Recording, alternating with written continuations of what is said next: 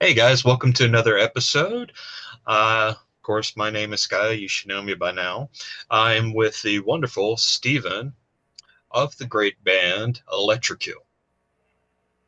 Thank you very much for having me. That's no problem. Actually, the pleasure's mine. Actually, your music's amazing. So hey, it's my pleasure. Actually, Thank you. Thank you. no problem. No problem, man. Um, so let's deep dive into your musical background first. Okay, it all started with Gary Newman. I Okay. heard I grew up in a very rural area with a pretty redneck dad who listened to country music and a mom who wasn't like a huge fan of music, so she didn't really listen to anything. And I had heard the song "Call Me" by Blondie, Hmm. and I really really liked it, and it wasn't on any Blondie's albums. So I found an 80s compilation that Call Me was on. And the first song on the 80s compilation was Cars by Gary Newman. Now, growing up where I grew up, it was like, all the kids I went to school with, very rock and roll, so I really didn't have a clue at that point what a synthesizer was. I mean, I knew what a piano was, I knew what an organ was, but I had no idea what a synthesizer was. So, I popped this compilation on, and the very first song that plays is Cars, and my mind was blown. And I was just obsessed with synthesizers from that point. And then, of course, I was really young, but everybody who was into Gary Newman at that point was older than me. So I was trying to find somebody who knew who Gary Newman was that I could talk to. And everybody that I kept coming across was like in their 20s. And I was only like a kid. So I was trying to find somebody age appropriate. And I found somebody who they didn't post their age. So I was like, all right, well, let me try them. And they were way older than me. So they ended up like, introducing me to a lot of stuff that, I never probably in a million years would have heard. So my industrial roots go through like Cabaret Voltaire and Fad Gadget, and they come all the way up till now. But I'm not really a huge fan of the new industrial stuff, like the kind of agro tech stuff, because it all sort of sounds samey to me. And I think one of the reviews that I got that was really complimentary said that I'm nothing like the cookie cutter cut and paste industrial that's around now. And I really, liked that compliment because it's like, I am doing something really different from what's out there now, which is making it hard for me because a lot of Right. people look at my stuff as retro, and it's not really retro. It's just more what industrial was when it started. I would agree with that. Listening to your stuff kind of takes me back to the days of like when it was early KMFDM, some of it, Frontline Assembly, which I worship those guys. Um, I do listen to some of the newer stuff, the agrotech stuff. I'm very picky about it. There's only like certain artists, like Come by Christ. He was the first one I heard. Yeah, So like that's cool, but it's just like whenever a style of music becomes popular, everybody wants to sound exactly like it. yeah, Like, remember in the 90s when Pearl Jam came out, and then all of a sudden there were so many guys that all sang like Eddie Vedder, and it was just like, oh Jesus Christ. So, but it was like like I said earlier, I love Fad Gadget, and then Cleopatra Records put out like this tribute to Fad Gadget, and it was so disappointing because there was like 25 bands on it, and out of the 25 bands, only two bands sounded like wildly different, and the rest of them, it just all could have been the same band, and it was just kind of like, man, Fad Gadget was such an innovator, and then here come all these guys with their nee nee nee nee nee nee nee nee, and it was just like, come on. I will say that I've never listened to Fat Gadget, but I will change that. I'll change it. I'll change it. Relax, relax. I mean, I've been around for a little while. There's some bands that fly under the radar that you know. I don't. really have that many friends that listen to the type of music I listen to. But then again, I listen to everything from like punk rock to reggae to dance music, Oh uh, yeah. free jazz a lot. I like a lot of jazz. Yeah, Uh, I think it's important, even if you're doing one specific style of music, to listen to all different styles of music because they yeah, really, like metalheads tend to be very like metal and that's it. And it's just kind of like, your songwriting could benefit from like listening to an Aha album. oh God, yeah. Do you Yeah, like some Aha? I have everything by Aha. And I have everything by Skinny Puppy, so Any puppy scares the hell out of my wife. She will flat up tell you they scare the hell out of her. Really. So yeah, she says their music and the way they present themselves is just really, it creeps her out. And for me, I'm like, this is cool. My favorite song by them, it's the first song I heard by them, and forever will be my favorite song, is Dog Shit. My first song by them, that's a good one, by the way. I do like that one too. Uh, I actually saw the music video for Dig It. That's how I got introduced to them. And since then, that's kind of always been my favorite song. But I don't really think they have a bad album per se. Maybe the process was kind of a Yeah, little that bit. one's uneven. But my It, favorite one is Mythmaker. Mythmaker's good. Mythmaker. Mythmaker's really good. Yeah. I think the lesser was it or the writer of Two Evils. Greater Wrong of the Right Oh, right. was my favorite. And I started listening to Mythmaker more. And then all of a sudden I was like, I think I like this. It just edges out Greater Wrong of the Right. But I still like Greater Wrong of the Right second place. Yeah, that was one of the first albums I really got into and wouldn't stop listening to it. And of course, I know Nine Inch Nails. I've listened to all their stuff, and Big fan of Nine Inch Nails. yeah, I saw him live actually, and that was impressive. What was more impressive was Bauhaus was opening for them, and I was like, "This is really different." Yeah. It was a And mixed audience for sure. and then Trent Reznor and Peter Murphy did some recordings together. Mm-hmm. Yeah. They did. So And of course, Bauhaus is no more, but I can understand to a degree. But anyway, derailed. Back to your music. I have a tendency to do that. I I go do off. too. Yeah. I do too. Don't feel bad. No No, wonder I'd I'm a. rather the conversation flowed naturally than feeling like we're stuck in a specific thing that we have to talk about. True, true, true. So Anyway, back to me. Me. tell me a little bit about ELEKTRIKILL, how you got your start and how it kind of came to be. My first industrial band was called Signal to Noise, and we were briefly signed to, it was like right out of school. And we were briefly signed to Imagine Entertainment, which had Danzig at the time when Danzig was doing his industrial stuff. And we were signed to them, and the band split up before we ever released anything through them, which kind of sucked, but then they tanked anyway, so it didn't really matter. But then after that, industrial kind of quieted down for a while.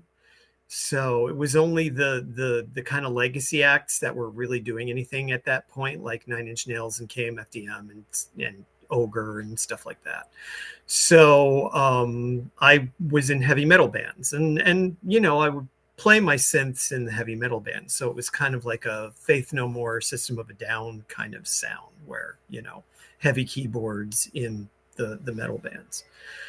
So my last metal band broke up, and I kind of got out of music for a while because just it was such a struggle and left such a bad taste in my mouth. And Right. then I auditioned on a whim for a movie never thinking that I would get a part in it. It was just sort of I thought it would be a good story because I'm always up for an adventure. So I just thought it'd be a fun thing to say, hey, I auditioned for a movie one time. So it was a horror movie, this B budget horror movie, but they did a lot with the little bit of money that they had. And so I auditioned for this part. It was for a guy who the character was way older than I was at the time. And there were a lot of older men who had shown up to audition. So I was just like, I'm never going to get this. Plus, I had really long hair. So I was the only one who really kind of nailed the character. So they were just sort of like, we're giving you the part and we're just going to make you look old. So they put a lot of makeup on me and they put some gray in my hair, and I pulled my hair up like this and had it under a hat, like an old man hat. So I did that part, and halfway through the movie, the guy who was doing the soundtrack dropped out. So then the director said, do you want to finish the soundtrack? I was like, sure. So that led to me doing a lot of movie and television soundtracks for a while. And then my old guitar player from the first metal band that I was in after I stopped doing industrial said, hey, let's do this again. And I said, okay, I'll do it again, but we're going to do industrial. We're not going to do metal. And he was like, fine. And then that went for a couple of years, and it just got to the point where it wore itself out on all of us. And so we split up, and he got more into acting, and I started ELEKTRIKILL. So it's the first time that I've ever been like a solo act. So I've always wanted to be in a band. I've always wanted to work with other people, but it just got to the point where it's just like, if I don't do this myself, I'm never going to do it. It's true. I always find it better to be a solo act than have to deal with extra band members and all that. That way you actually make sure your point comes across in your visualization. Sorry, I stutter sometimes. Comes through. I've been in bands, like you have. Bands are like marriages. They're either going to work or they're going to fail, or just, I had enough of that. So I took a hiatus. I haven't played really anything in probably 10 years. It's been about 10 years now. Wow. And I'm just now getting back into doing stuff. So I understand your frustration and all that. So 100% legit. And me and the guitar player are still best friends. I mean, we talk just about every day. But, it was just like it became obvious that we couldn't work together in that capacity. There were just, we both had different ideas of the direction. And I really wanted aggressive guitars in the sound. I really wanted like to do a sort of like a Lord of the Lost or a Death Stars kind of industrial sound, but a little more like industrial and a little less to the metal side, Right. But he had a very like classic metal sound, not the kind of metal sound that would be appropriate for something like Lord of the Lost or Death Stars type of thing. So a lot of the headbutting had to do with the guitars aren't heavy enough. We need the guitars heavier, and he just wasn't willing to do it, or just couldn't find that sound or couldn't make that sound work for himself.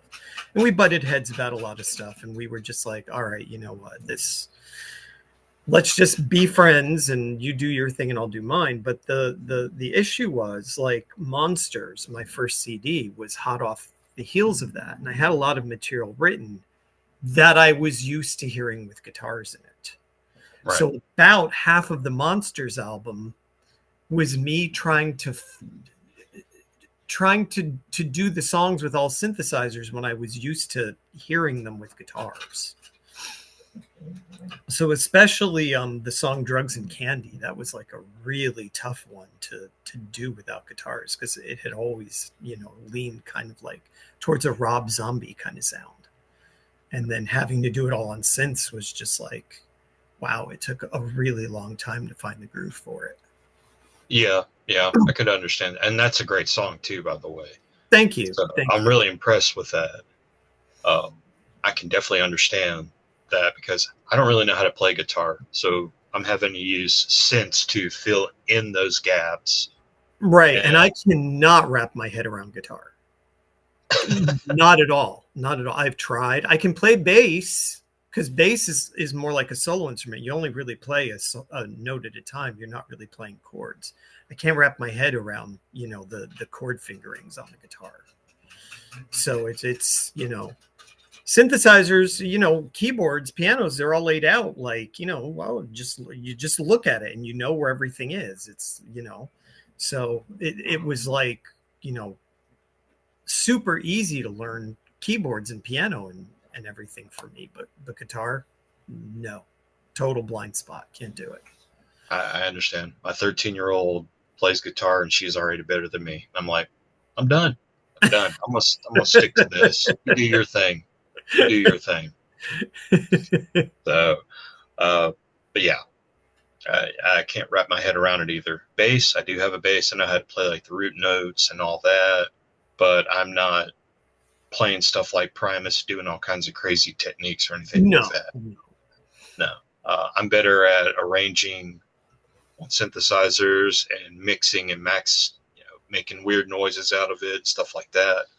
But that's about as far as it goes. So tell me, how did you come about Metropolis Records? Okay, well, I had sent my demo for my new album to Jim from Distortion Productions, and he wasn't really signing at that moment, but he asked me to be on Electronic Saviors 7, which is Okay. a cancer benefit record that he puts out every couple of years. So this particular one, he wanted everybody to write brand new original songs that were about cancer.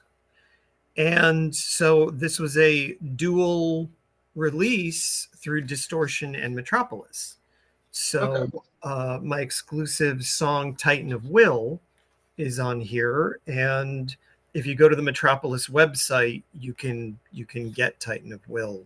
You can listen to it online, you can download it online, buy it online, or you can buy the whole set, which has a lot of really great songs on it. Like, I'm a big fan of all of this. I was really kind of hoping that it wasn't going to be a lot of agrotech, and it's really not. So there's a lot of songs on here that I was just like, wow, there's really good stuff on this. I'll have to check that out. And I've also got 369 Records. They also did a cancer compilation. Like, for some reason, people really want my songs for cancer compilations. So I'm on this one. They have an online compilation which has the song that's on the CD and another song. They picked Ravenous and I Only Look Like I'm Dead for the online one, but the CD has I Only Look Like I'm Dead. Okay. So I'm on a couple of compilations on a couple of different labels, and I finally finished my new album like yesterday. So I've been Congratulations. so I've been sending stuff. It was a slog because my first two albums, Monsters and Propaganarchy, they were like a year apart. This one, Monsters, took a really long time to record because, like I said, half of the songs had previously had guitar.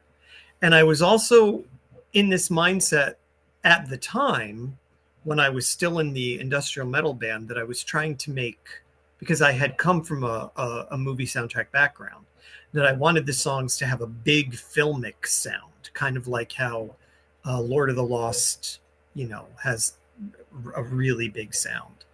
And then when I started playing the new stuff I was working on at clubs, I realized it's hard to dance to. And when people come out to a club, they want to dance. Yeah. So kind of like the first half of the album became sort of dance industrial, and then the second half of the album was kind of that more filmic industrial. And then with Propaganarchy, I did a few songs that were more kind of like that dance industrial. The first three are kind of that dance industrial, and then after that, I was just like balls to the wall, experimental, like noise industrial from like back in the day, uh, early Cabaret Voltaire and Throbbing Gristle and all that stuff. That's just all found sounds and stuff. So yeah, Okay. that was the vibe that I wanted for that. And then the new one that I just finished, I already had the cover design, is Propaganarchy. And not Propaganarchy, Conspiracy. In it following in the same sort of theme as go from Propaganarchy to Conspiracy. So, but what took so long was I couldn't get the last song. Couldn't get the last song. I got 9 songs and I kept writing something and recording it, and I'd be halfway through recording it, or one song was 2 songs actually were completely finished. One song I ended up not liking, and the other song I was like, this is way too weird. And so finally, just like last week, I finally, because I bought Gary Newman's new live album, and I was listening to that and all the atmospheres that he has in it, and I was just like, let me give that a crack, something a little more atmospheric instead of something kind of more dancey. And it just fell out of me. Just in a day, it was done.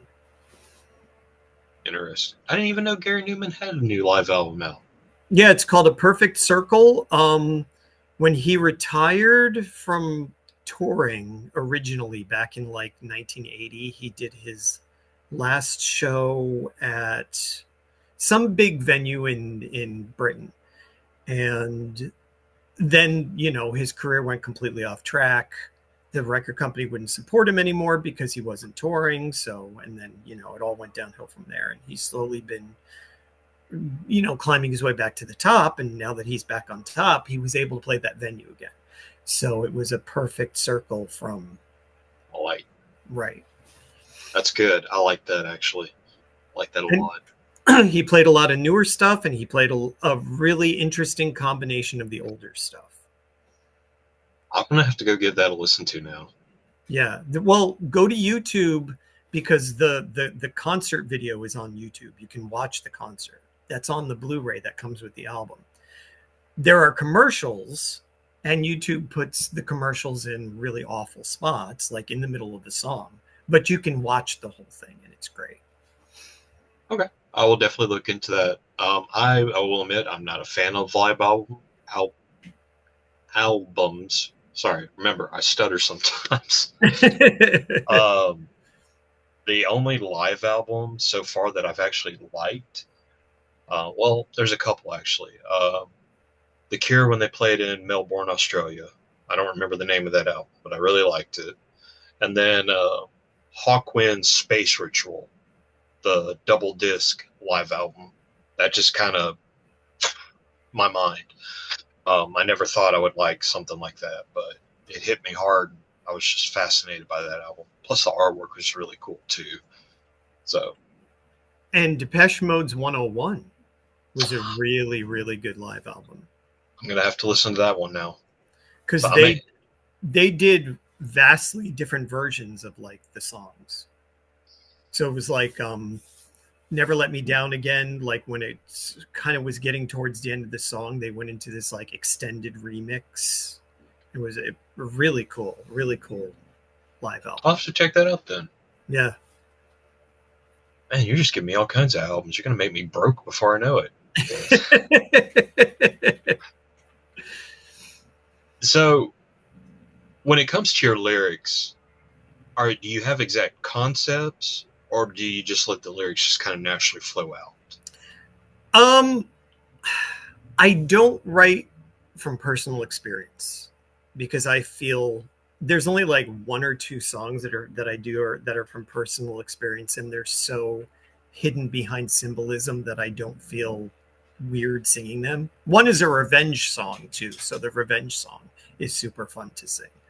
But basically, I write songs that are like stories or something that I heard about that's interesting, or you know, like drugs and candy, which we talked about earlier, was about I had a friend, and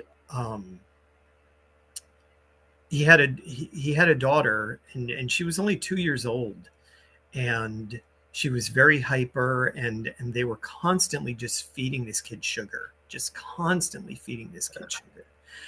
And around the same time, I saw an ad in a magazine for Tasty Cake, and the tagline was, "It tastes like love." Like it was talking about like putting Tasty Cake snacks in your kid's lunch. It tastes like love. And that was where the chorus came from: drugs and candy, candy and drugs. It tastes like love. It tastes like love.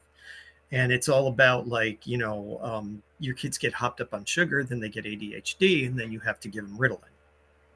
Yeah. So, you know, that's kind of where that came from.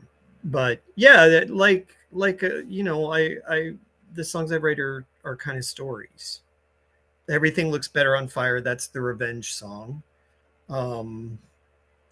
Requiem was actually part of the music from a soundtrack for a movie that I had done, but it always kind of stuck in my head that I thought it could be fleshed out into a song. And Okay. music in the particular scene in the movie that music is for, it's about the female lead in the movie. She dies of a heroin overdose.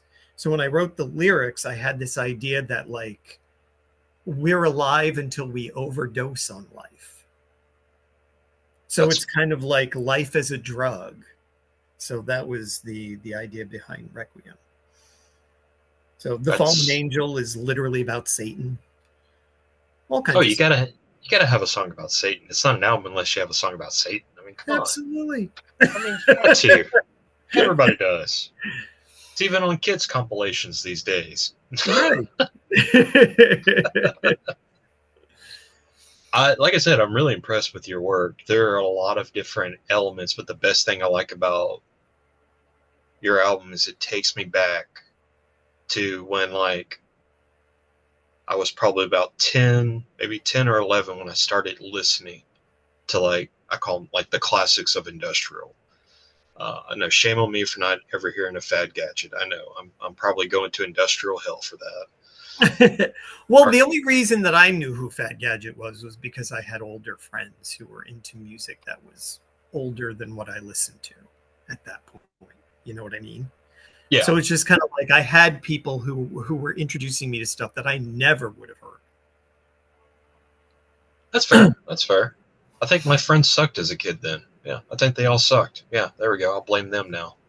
Well, it wasn't school friends. It was like, you know, literally like, you know, from the Gary Newman fan club, meeting, you know, people from the Gary Newman fan club who were like, well, if you like Gary Newman, then you'll love Ultravox. And I never would have otherwise heard of Ultravox. You're the only other person I've ever talked to in my life that has even mentioned that band. I've never heard anybody mention it. Oh my! Oh, wow. If you're like related or you're a brother that I don't know about, that would be amazing. Nobody I've ever talked to has ever heard of Ultravox. And Visage too. Love Visage. Yep. Because, you know, a lot of the people from Ultravox were in Visage. And actually, one of my friends yesterday sent me a link and was just like, hey, you've got to get this CD. Like somebody on Bandcamp had released a CD that Steve Strange had recorded like a song with this band before he died. And they released a CD of the 12-inch that was way out of print. But it was limited to 150 copies. And my buddy was like, you have to get on this now or you're going to miss it. So I bought it immediately. But yeah, like I'm just like I'm a huge fan of like all kinds of crazy stuff. Yellow, love Yellow. Heard of them. You should do a deep dive into Yellow. I mean, most people have heard Oh Yeah, and that's all they've heard. But back like their first few albums were very, very industrial. See, I'm taking notes. That's what I do. I'm gonna add that to my Christmas list. And soft cell. How much do you love soft cell? I like them a lot, actually. I like them Yeah. a lot. When you take a deeper dive and you kind of ignore Tainted Love, you appreciate them a lot more. Yeah. Uh, Yeah. so I know everyone thinks of Tainted Love, but when I actually took a deep dive and got into, their deep dive into their music, I was like, this is way better than anything they ever put on the radio. Yeah. Why? I don't understand why I understand why record labels do what they do. Sadly, I used to own a record label, so uh, Sign that me, is a sign me. oh no, I will not go through that headache ever again in my lifetime. I am glad it is over with. I've earned my physical, mental, and emotional scars from it. I am done. Uh, you know what? No, you're on Metropolis. You're good where you're at. Stay with those guys. They're professionals.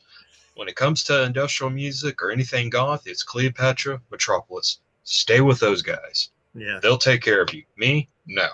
No. I'd be the wrong guy to talk to when it comes to this type of music. Because my background as a musician was I started off in punk bands. And then from punk, I kind of immigrated into industrial music for a while. I played in an industrial rock band in Absence of Faith with my childhood buddy. And we made an album, and it sucked, but we liked it, and that's all that mattered. And then we never played live, um, just because I don't know why, but it was a great experience with him because we would spend hours upon hours in his parents' basement with computers and synthesizers and keyboards and just go at it nonstop, living off pizza and Coke. You know, I couldn't do that now. I'd probably be in a diabetic coma right now or something like that. But um, and then I went to play in death metal, Yeah. and after my foul taste with that, and I ran a death metal label, I was like, never again, never ever again. So no, no, I'd rather make music than do anything else right now. Yeah. So well, besides this, I like interviewing people a lot. So, but sorry. So, with your albums coming out, do you now? I'm sorry to ask this question. Do you play live shows much? Um, the scene around here is weird because I'm sort of in between two huge scenes, but not close enough to either one of them to be as involved as I'd like to be. Like New York City is an hour and a half in one direction, and Philadelphia is an hour and a half in the other direction. Hmm. And it's like promoters want to see you in their club. They want to see you as a regular before they'll agree to give you a show. I was able to get a show in Philly and it went down awesome, which allowed me to get a show in Delaware.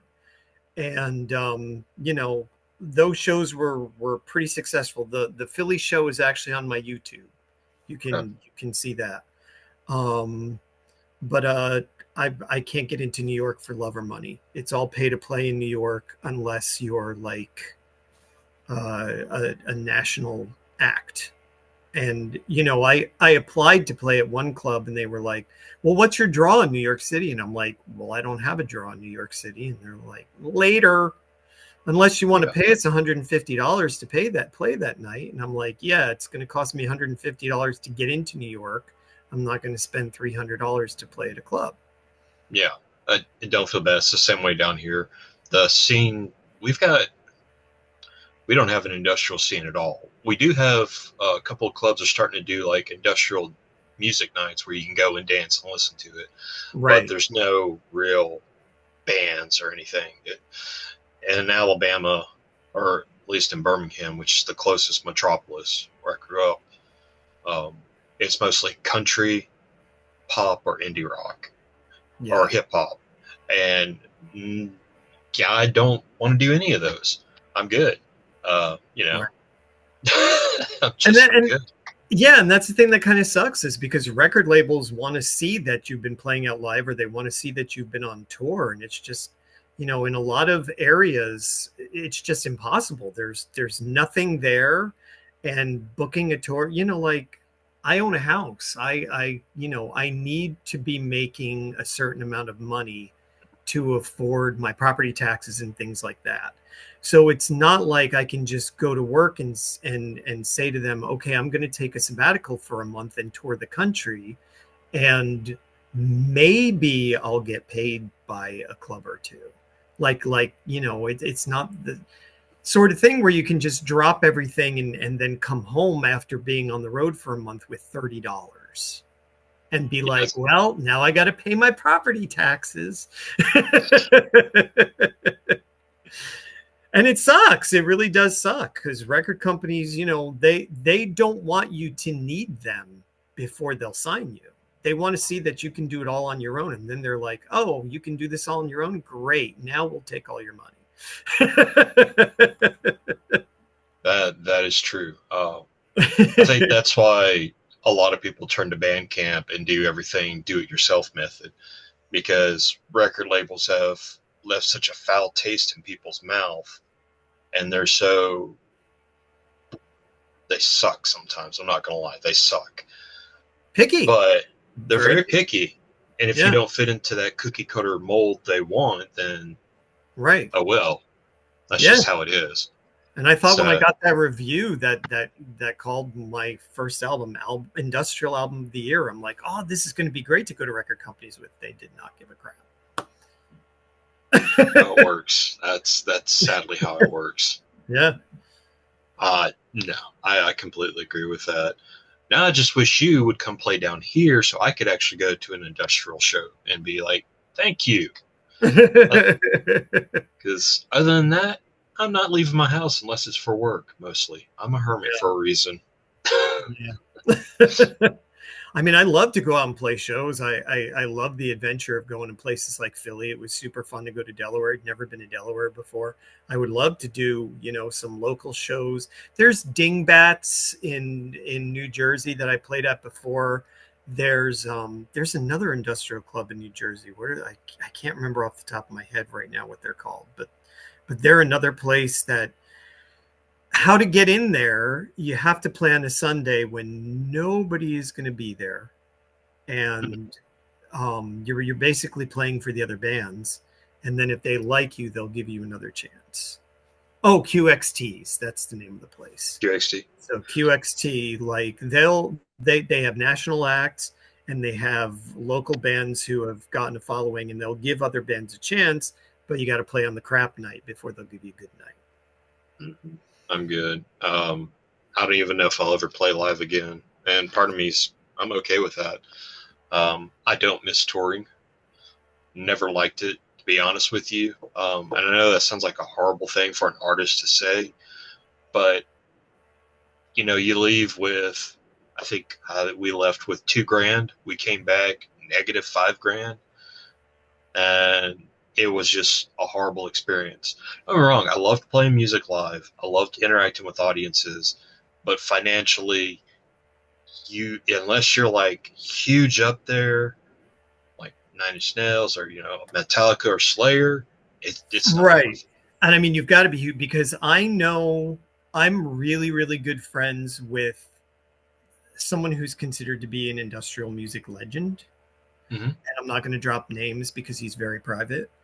But he was telling me, like, the only way they come out in the black when they're done with tour is they have to do meet and greets, because the clubs don't pay enough money, and they take a cut of the merch sales now. Mm-hmm. So it used to be that when bands toured, they really didn't count on, the money that they were making for actually doing the concert. They were really making their money off the merch. But now the clubs want a cut of the merch sales. Mm-hmm. So that, eats into their profits. And the only reason that they survived, they would come back in the black and have any money after a tour was they would have to sell meet and greets. Mm. Well, do they like doing the meet and greets at least? Yeah, he's the guy I'm talking about. He's a very personable guy, and he really loves meeting the fans. And he's good to them. And he's good to them, and they adore him. So, he loves doing it. But at the same time, it's got to suck to have to prepare for a show and be ready to do a show, but then have to spend a couple of hours before the show doing this thing where before you would just have relaxed. Yeah. You know, That's kind of heartbreaking how the music industry's turned into stuff like that. Really, it's kind of heartbreaking, and I can see why some artists are kind of jaded as well about it.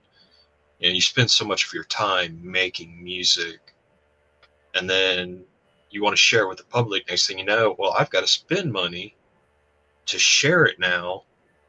And no, man, that's not right. To me, that leaves a bad taste in my mouth. yeah, even Gary Newman, like back in the 80s when he was on top, when he all his albums and singles were #1 and he was making money hand over fist, he was still losing money on tour. Yeah, yeah. Trust me, I have a buddy of mine that's in a very successful band. I'm not going to name drop either. Um, the best advice he ever gave me is never tour. He's like, never tour. He's like, you'll never see your family, and you come back in debt. I was like, duly noted. But then see, it's like when you go to Cleopatra Records to submit a demo, the first thing they want to see is, okay, what are your tour dates? Well, I don't have any. Well, fuck off. I'll avoid them in the future too. I'd rather be underground anyway. But to me, that's where you find the best hidden gems. Sometimes it's in the underground. Yeah. You know, coming across you when I made that post, I was just like, hell yeah, listen to your music. And I was like, he's got to be on the show. I don't care. It's got to be. Thank you. No problem. I'm a fan of your music. So I was like, this is going to be awesome. I definitely like it a lot. And I love talking to you as well. You're a really cool, chill, down to earth guy. I really appreciate that. In my years of journalism, I've met some egos, and I've been like, I don't what? get it, because I've worked with egos when I've been in bands, and when I was in my first industrial band, the guitar player thought that he was God's gift to everything. And he had gotten so insufferable that one day I just pulled him aside and I said to him, you didn't cure cancer. You're not the second coming of Jesus Christ. You play guitar. Get over yourself.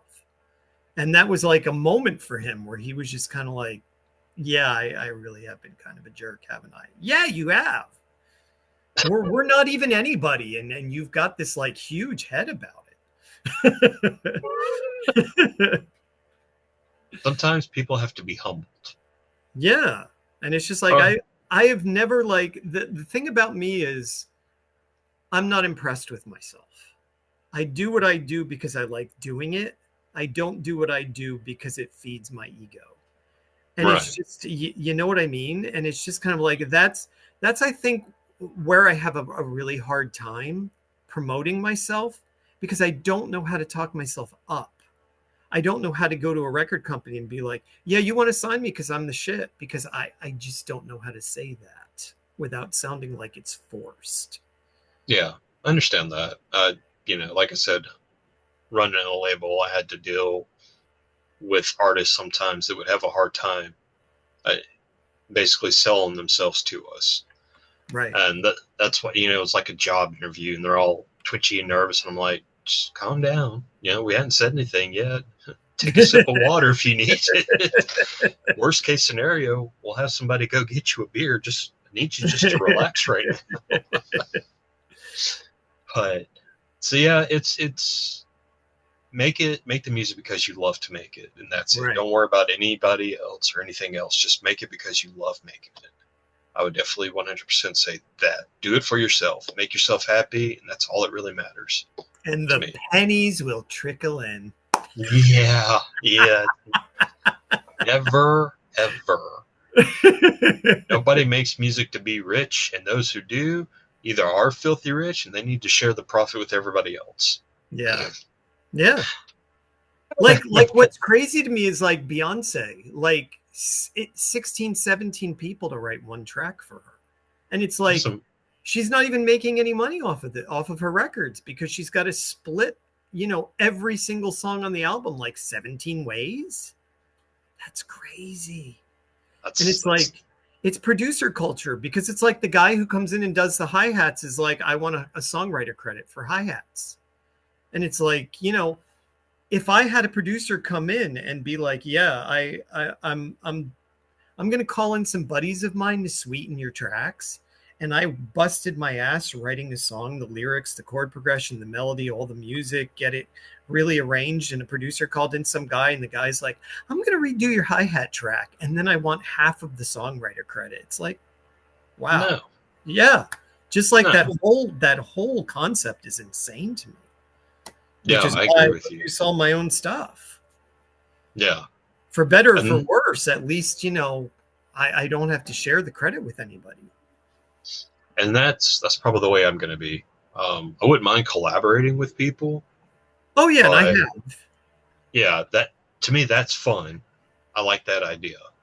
But it has But to be a true collaboration, not just somebody comes in one day not knowing you from Adam, and isn't sitting down with you and saying, let's write something together and make art. They're just like, oh, okay, you know what this track needs? This track needs like this synthesizer line, and then now you have to split the song with me because now you have to pay me for songwriter credit. mm, And it's just like, you weren't there when I wrote the song. Why am I splitting this with you? yeah, it But takes away from your artistic integrity, in my opinion. yeah, no matter how good that track might be, it's like, and there were a couple of instances on Monsters, like Everything Looks Better on Fire. That song happened because Rocco Cult from the industrial band Kill Vector, when he first started, he didn't really know how to play anything. Like he wasn't a trained musician, so he just bought a bunch of synthesizers and a bunch of drum machines, and so then he would send me tracks that he was working on, and he would be like, well, what do you think of this? How do you think this is going? And at first all his stuff was very samey because he didn't know what he was doing. But he had this one song, and the drum track was crazy. Loved the drum track. And I said to him, I'm stealing this, but I will give you co-writer credit on the song. So I took his drum track and I cut it up and I panned different things in it, and that became Everything Looks Better on Fire. And I Only Look Like I'm Dead, there was a brief moment where there was another guy in ELEKTRIKILL, and he had done some work on a couple of the songs. And that was the only song where the end result was I didn't want to get rid of his tracks. So he gets credit for doing the piano and doing the bass. Okay. That was a real contribution. So I didn't mind that. Well, buddy, I really appreciate talking to you. Thank you for being a guest on my show. Once again, please go out and support Steven with his band ELEKTRIKILL. Go ahead and show us that flashy merch. That's right. In the notes, I'll leave all the links so you can get a hold of his merch and all that. Steven, is there anything you'd like to say to the audience? Yeah, and buy Electronic Saviors Volume 7, because all of the money goes to a good cause. It all goes towards fighting childhood cancer. So, if you like me and you want my exclusive track, that's a good reason to buy it. But an even better reason to buy it is because you're helping kids with cancer. Amen to that. Amen to that. Well, you don't go anywhere, but as far as everyone else is concerned, toodaloos, night night. Thank you for tuning in, and I hope you guys have a great day or This night, has been midday. We're recording.